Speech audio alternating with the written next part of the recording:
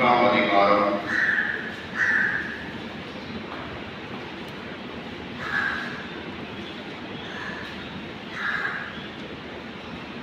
16வது வசனம்.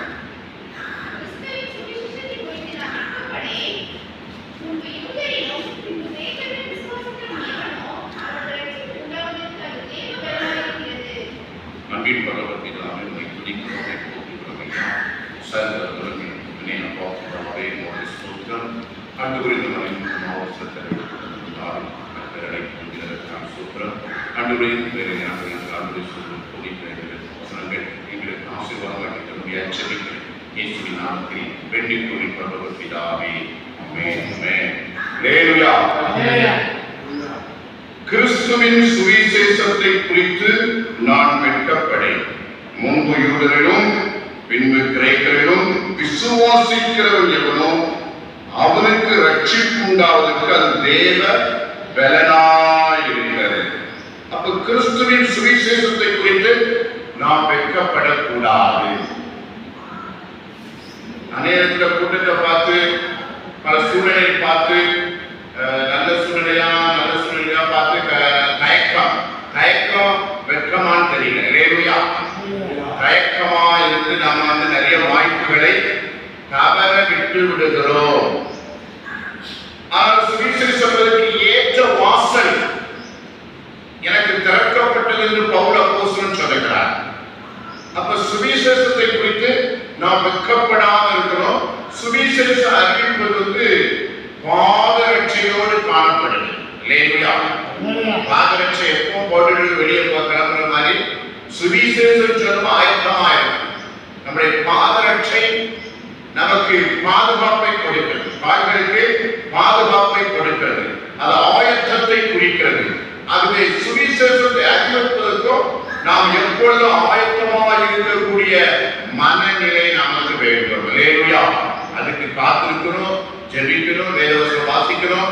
அப்படியே அதே புத்தியில இருந்தாலும் அந்த எண்ணம் வரும். அல்லேலூயா. மாற்று சிந்தனைக்குள்ள போயிட்டோம்னா இந்த டிராக்டர் வர முடியாது. நம்ம என்ன செய்யறோமோ அந்த எண்ணங்கள் தான் நம்ம ஆளுகை செய்யணும். அப்ப சுவிசேஷத்தை அறிவிப்பதற்கு நான் வெட்கப்படேன்.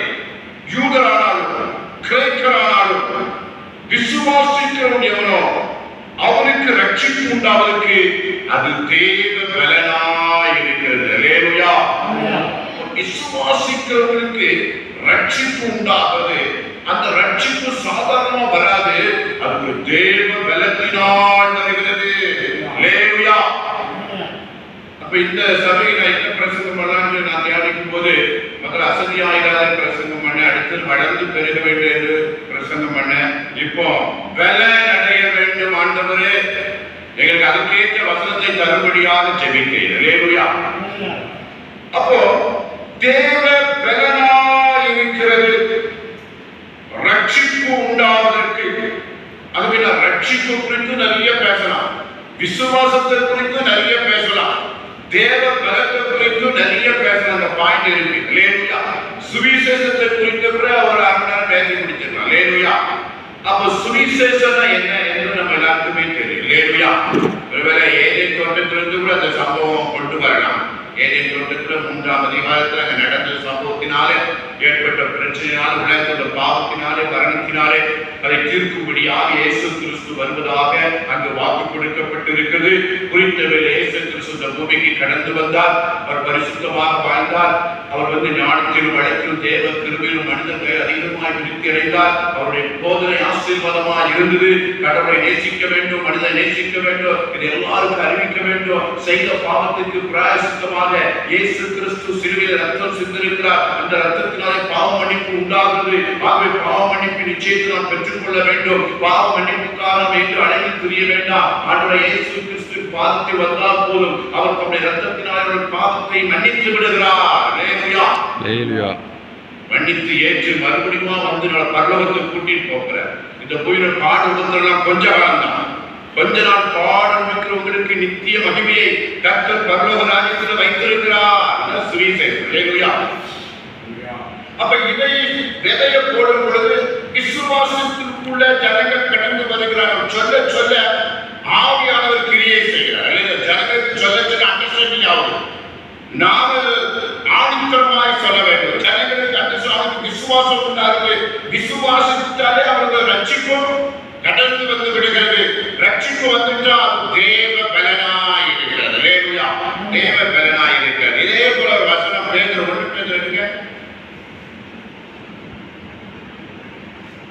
1 பேதுரு 1ஆம் அதிகாரம்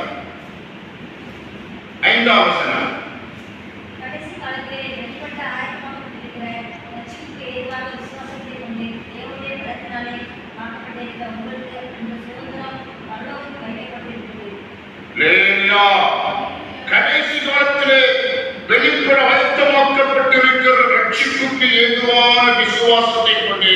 அல்லேலூயா, கடைசி காலத்திலே வெளிப்பட போகிற ரட்சிப்புக்கு ஏதுவான விசுவாசத்தை கொண்டு தேவனுடைய பலத்தினாலே காக்கப்படும் உங்களுக்கு அந்த சுதந்திரம் பரலோகத்தில் வைக்கப்பட்டிருக்கிறது.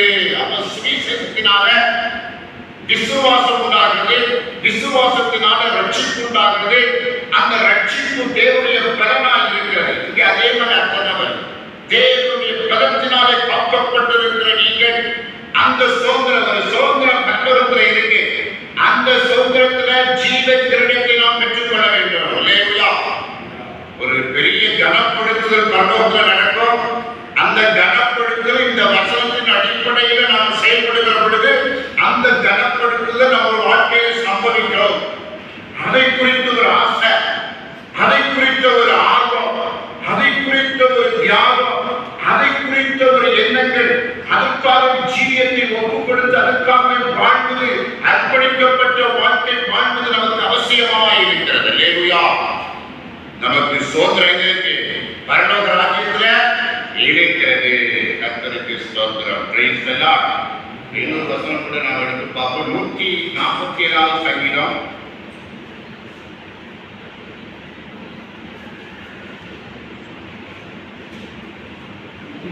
47.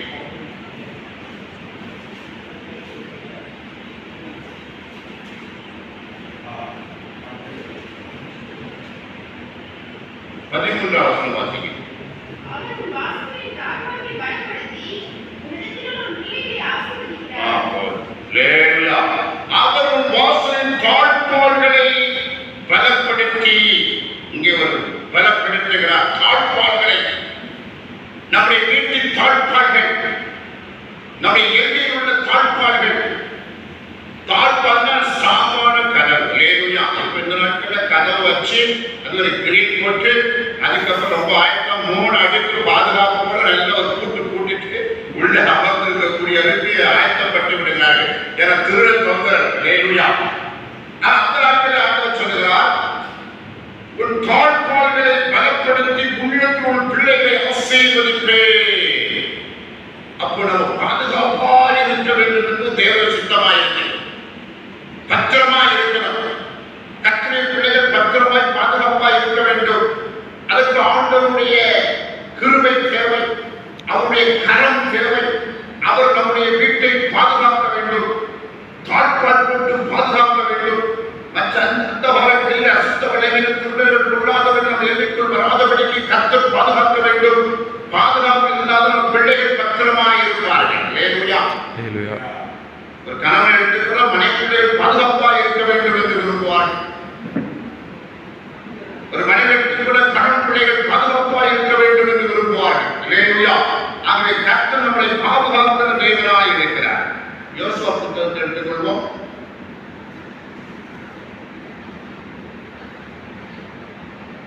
ஒன்றாம் அதிகாரம் 6ஆம் வசனம் 9ஆம் வசனம் வாசிக்கிறோம்.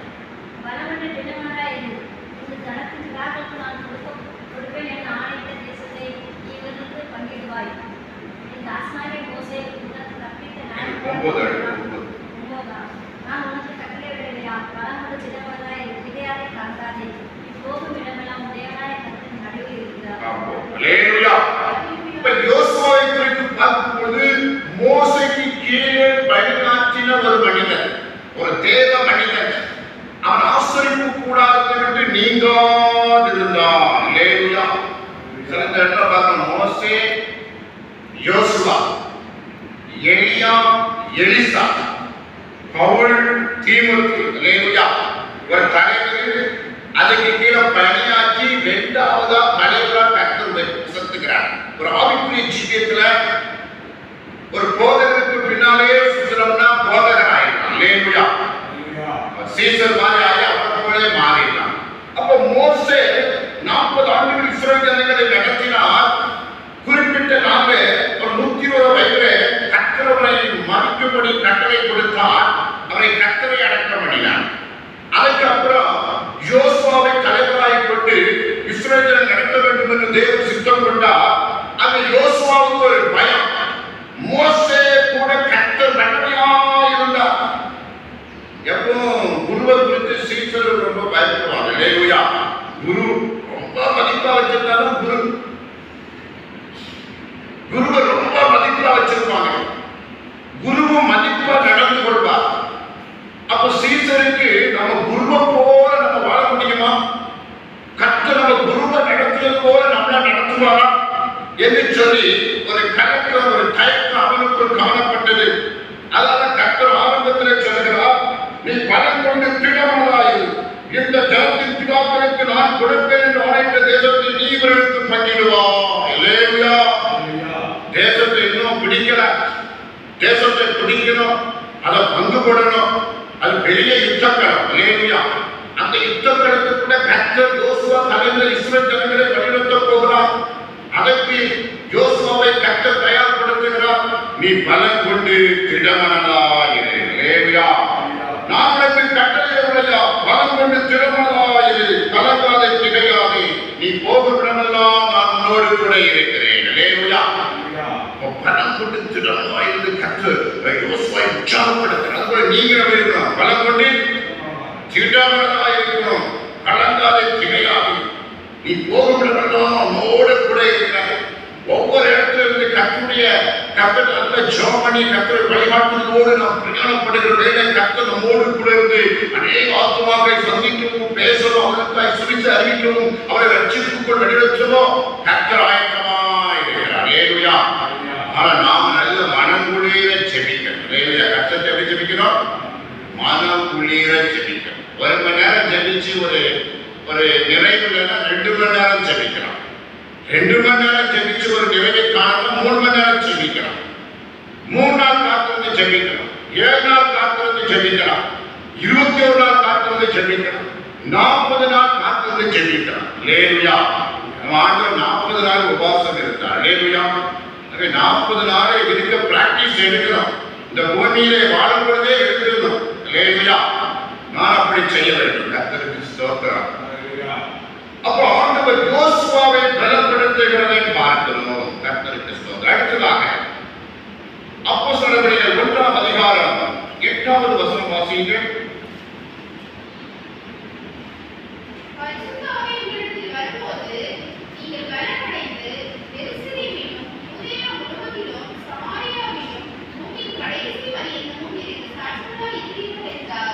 பரிசுத்த ஆவியானவர் வரும்போது நீங்கள் பலனடைவீர்கள். இப்போ ஆண்டவர் இயேசு கிறிஸ்து பரிசுத்த ஆவியானவர் நமக்கு அறிமுகம் செய்கிறார். இதுவரைக்கும் பிதாவாகிய தேவனை குறித்து பலப்படுத்திக் கொண்டே இருந்தார். இப்ப அந்த பலன் பிதாவிலிருந்து எப்படி நம்மகிட்ட கடந்து வருதுன்னா பரிசுத்த ஆவியானவர் மூலமாய் பலன் நமக்கு வருகிறது. அல்லேலூயா. பரிசுத்த ஆவியானவர் ஊற்றப்படுகிறார். உலகத்தில் ரட்சிக்கப்படாதவங்க எல்லாம் அவருக்கு ஆண்டவர் மனசாட்சியை கொடுத்திருக்கிறார். மனசாட்சி வச்சு வாழ்றவங்களும் இருக்காங்க. அவர் நல்லவர்களா அவர்களை காணப்படுகிறார்கள். ஆனா மனசாட்சியை கொண்டுட்டு அவர் அதுக்கு மேல துணிகரமாய் பாவம் செய்வதற்கு ஏதுவான ஒரு சூழ்நிலை காணப்படுகிறது. அப்ப அவர்களுக்குள்ளே கிரியை செய்கிற உலகத்தின் ஆவிக்குள்ள அவங்க சரீரம் இருக்கு. உலகத்தின் ஆவியை பெற்ற சரீரம். ஆனா நாம ஜோமணி பரிசுத்த ஆவியை பெற்ற சரீரமாயிருக்கும். நம்ம சரீரம் இருக்கிறோம். பரிசுத்த ஆவியை பெற்ற சரீரமாய் இருக்கணும். அப்ப பரிசுத்த ஆவி நம்மகிட்ட வந்ததும் நமக்கு பலன் வந்துடும். அல்லேலூயா. நீங்க ஜெபிக்க 1 மணி நேரம் அந்த மாதிரி உங்களுக்கு நல்லா பிராக்டிஸ் பண்ணணும். நீங்க காத்திருந்து ஜெபிச்சு ஜெயம் எடுக்கணும். வீட்டிலையும் பிராக்டிஸ் பண்ணணும். ஆனா தனி ஜெபத்துல சிலவங்களால முடியாது.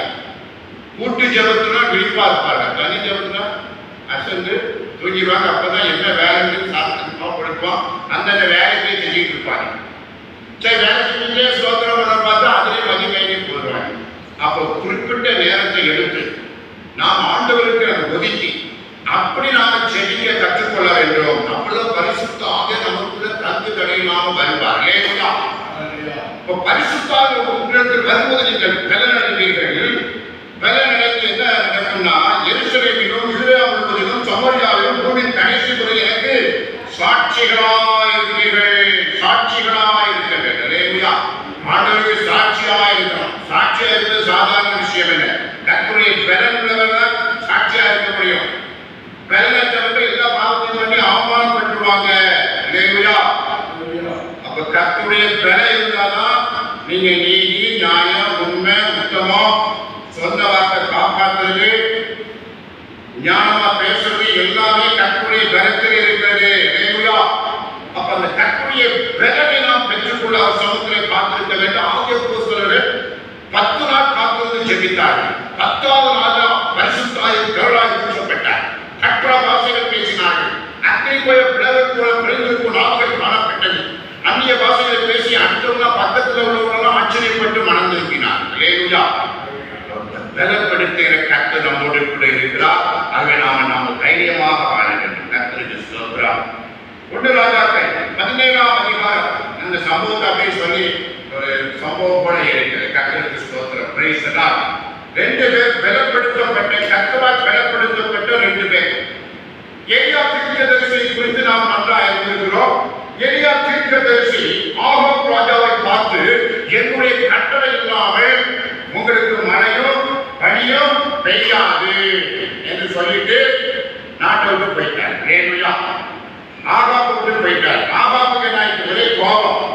ஏன் தேசத்துல நான் ஆளுகை செய்யும் போது எப்படி மழையும் தண்ணியும் நாம் எப்படி வாழ முடியும்? அல்லேலூயா. அப்படி ஒரு அவலட்சணமான ஒரு அவசியமற்ற ஒரு வார்த்தையை பேசிட்டு போயிட்டார். அவர் மேல கோபம் தான் செய்யும். அல்லேலூயா.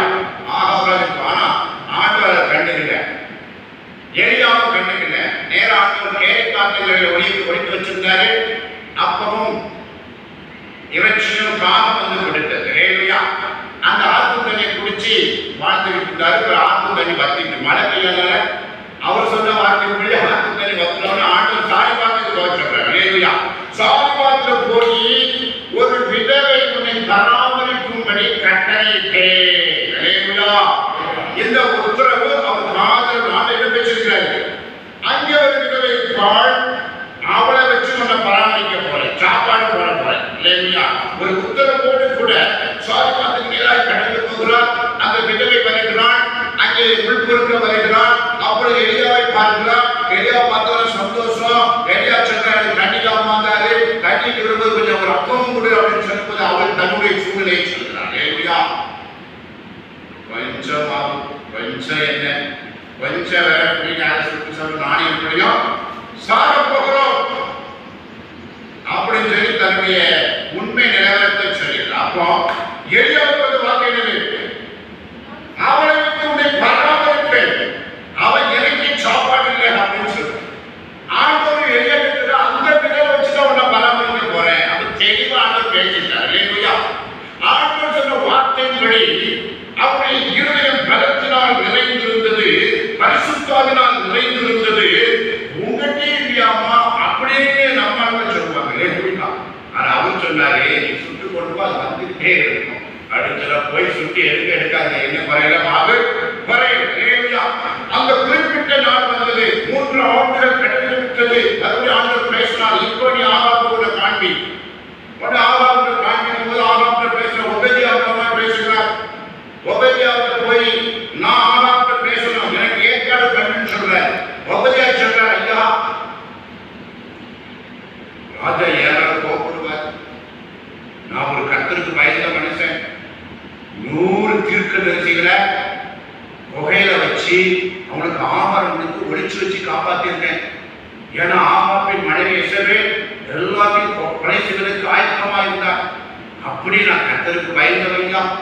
இப்போ வந்து ஆகாப கூட்டிட்டு வர சொல்றீங்களா? நான் கூட்டிட்டு வரதுக்குள்ள நீ எங்கேயாவது பரிசுத்த ஆவியானவரை எங்கேயாவது கொண்டு போயிட்டா ஆகாப் எடுத்து பண்ணுவார், என்ன பண்ணுவார், லேவியா என்ன பண்ணுவாருன்னு சொல்லி ரொம்ப நயமா உபதியா வந்து எலியாட்ட பேசும்போது எலியா சொல்ற, அப்படி அல்ல, நான் எங்கேயும் போக மாட்டேன், கர்த்தருடைய ஜீவனை கொண்டு நான் சொல்றேன், நான் ஆகாபை சந்திக்க போது போய் கர்த்தருடைய ஜீவனை கொண்டு சொல்றேன்னு சொல்லி அங்கே உபதியிட்ட வாக்கு கொடுக்கல. அதை போய் உபதியா போய் ஆகாப்னு சொல்லி ஆகாப் வந்து சந்திக்கிறார், லேவியா.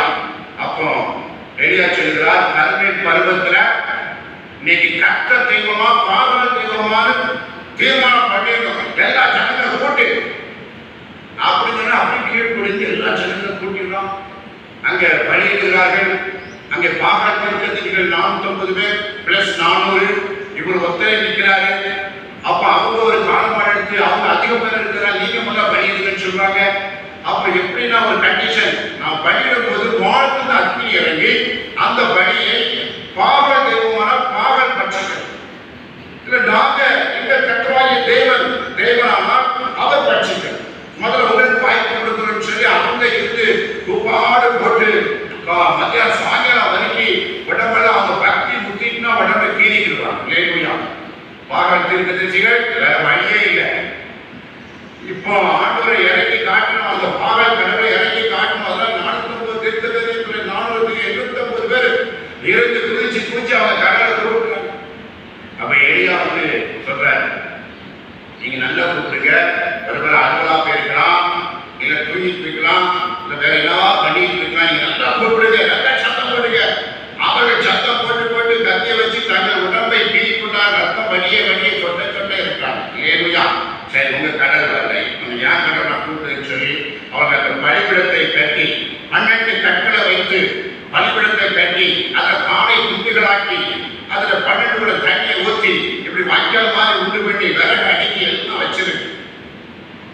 அப்போ ஆபிரகாம் தேவனே, ஈசாக்கு தேவனே, யாக்கோபின் தேவனே, எனக்கு இறங்கும் என்று கட்டளையிட்டார். அல்லேலூயா. அப்போ பரலோகத்தின் அக்னி வந்து ஒரு சொட்டு தண்ணீராக எல்லாத்தையும் வாரி கொண்டு போய்விட்டது. அல்லேலூயா.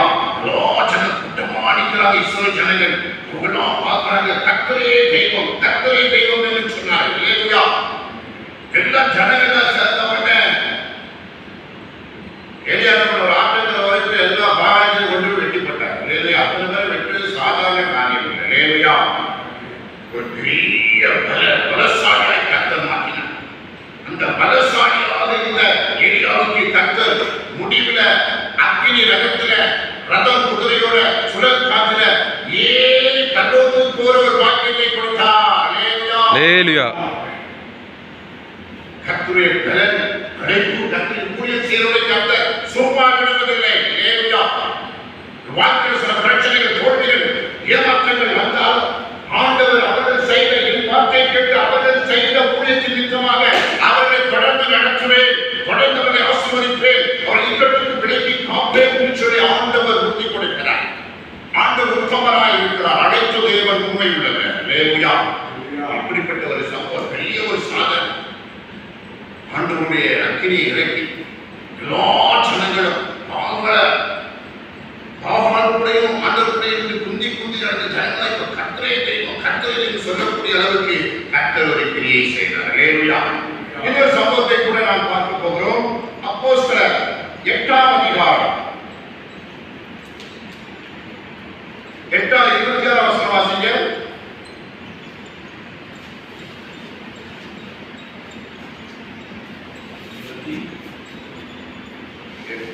26.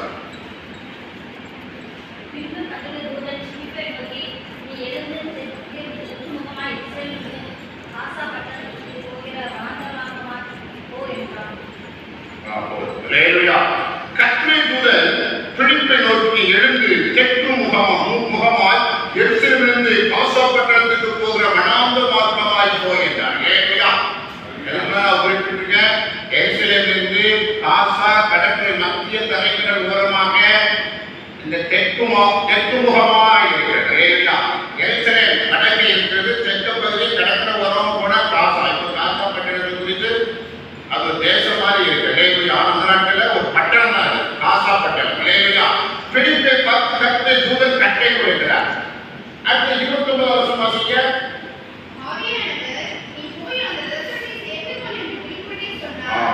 அங்கே ஒரு ரதம் போயிட்டு இருக்கு.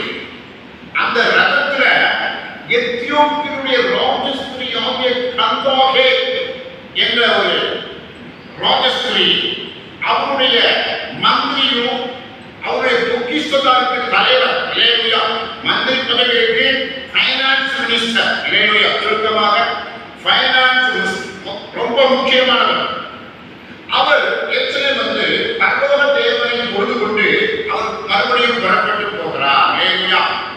அந்த மனிதரை தான் பரிசுத்த ஆவி அந்த ரதத்தோடு சேர்ந்து சொல்லும்போது இப்ப நேர ரதத்தோட ஓடிக்கொண்டிருக்கிறான். அப்ப அங்க நடக்கிற சம்பவத்தை பார்க்கிறோம். அப்பொழுது பிடிப்பு ஓடி போய் சேர்ந்து அவன் ஏசாயா தீர்க்கதரிசியின் ஆகமத்தை வாசிக்கிறதை கேட்டு இது வாசிக்கிறதை கருத்து உனக்கு தெரியுமா என்றார். அதற்கு அவன் ஒருவன் எனக்கு தெரிவிக்காவிட்டால் எனக்கு எப்படி தெரியும் என்று சொல்லி பிடிப்பியை தன்னுடன் உட்காரும்படி அவன் வேண்டிக் கொண்டான். லேலுயா. அப்போ ரதத்தோட சேர்த்து ஓடுறாங்க.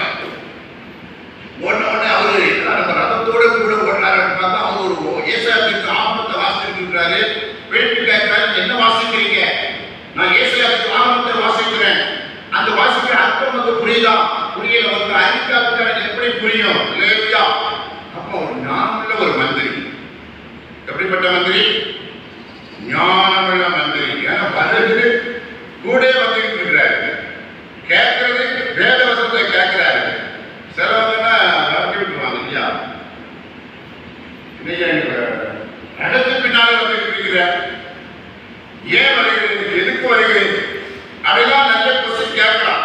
ஆனா இந்த மந்திரி கர்த்தருடைய ஞானம் உள்ளவர். லேலுயா. கர்த்தருடைய ஞானத்தில் ஆவியினால் நிறைந்தவர். வாங்க உட்காருங்க, சொல்லுங்க, சொல்லித்தாங்கன்னு சொல்லி தன்னை தாழ்த்தினார், தன்னை வெறுமையாக்கினார். அவர் வாசித்த வேத வாக்கியம் என்னவென்றால் அவர் ஒரு ஆட்டை போல அடிக்கப்படுவதற்கு கொண்டு போகப்பட்டார். மயக்கத்திற்கு முன்பாக சத்தமில்லாத இருக்கிற ஆட்டுக்குட்டியை போல அவர் தமது வாயை திறவாக இருந்தார். அவர் தம்மை தாழ்த்திருப்பது அவருடைய நியாயம் எடுத்துக் கூறப்பட்டது. அவர் ஜீவன் கூடிலிருந்து எழுபட்டு போயிற்று. அவருடைய வம்சத்தை யாராலே சொல்லி முடியும்? லேலுயா.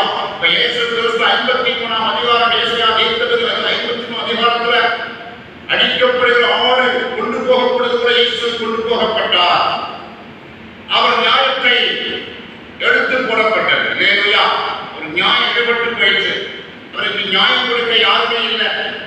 எல்லாரும் சேர்ந்து சிலுவை மரணத்துக்கு அவரை ஒப்புக் கொடுத்தார்கள். அவருக்காக ஏன் பேசி அவரை விடுவிக்க யாருமே இல்லை. லேலுயா. அவர் நியாயம் எடுபட்டு போயிடுச்சு.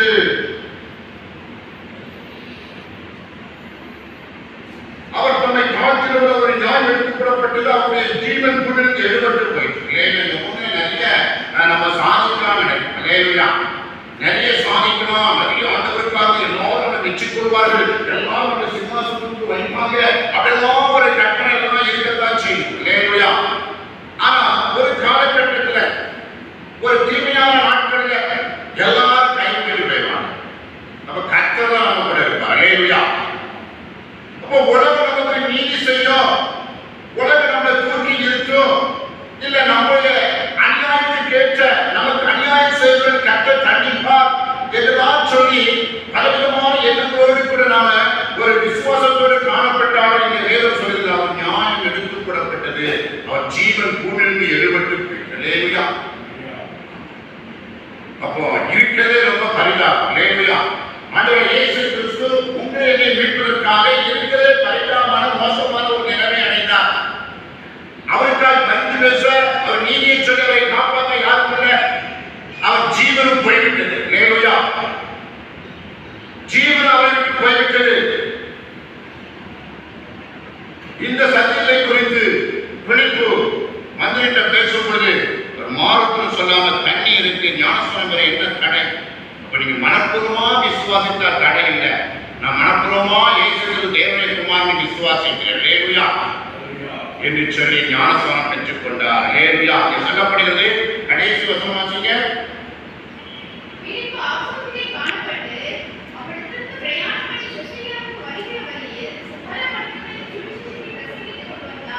அதுக்கு முன்ன வசனம்